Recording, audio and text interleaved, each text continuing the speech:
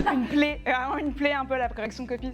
Alors si les deux pôles c'est passion et corvée, c'est quand même pas tout à fait près de passion. C'est quelque chose qui est extrêmement fastidieux parce que ça nous prend beaucoup de temps. Et c'est pas la partie de ma vie professionnelle que je préfère.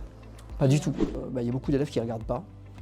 Ou alors ils regardent mais sommairement. Dans les commentaires linéaires, on était focalisé sur ce qui n'allait pas, parce qu'il y a un manque de place, il y a un manque de lignes. J'ai souvent posé cette question de comment on peut en fait rendre une correction de copie efficace vis-à-vis de l'élève. En fait, c'est la note qui compte et le commentaire, en fait, il est totalement annexe. Ce qu'ils m'ont dit, c'est qu'ils avaient l'impression que j'étais à côté d'eux et que je commentais la copie. C'est comme si on avait juste cours avec la prof, mais juste nous deux. C'était un peu un cours privé. Je peux être à la fois plus précis et plus incisif dans un audio. Ça m'a permis d'être dans des retours d'élèves. Je crois qu'il a eu 12.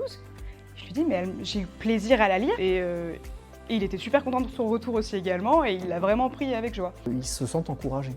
Ou du moins, ils se sentent pas découragés. Mais nous, ça nous aide énormément. En fait, ça donne du sens un petit peu à leur correction.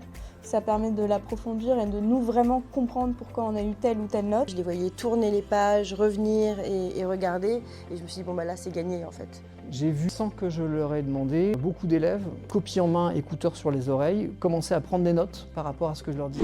Ça c'est sûr, là, je ne reviendrai pas en arrière. Je reviendrai plus à l'écrit. Il faut essayer avec une classe sur laquelle on a confiance. Donc je ne repasserai pas à l'écrit, je ne repasserai pas aux corrections écrites. Jamais. Essayez.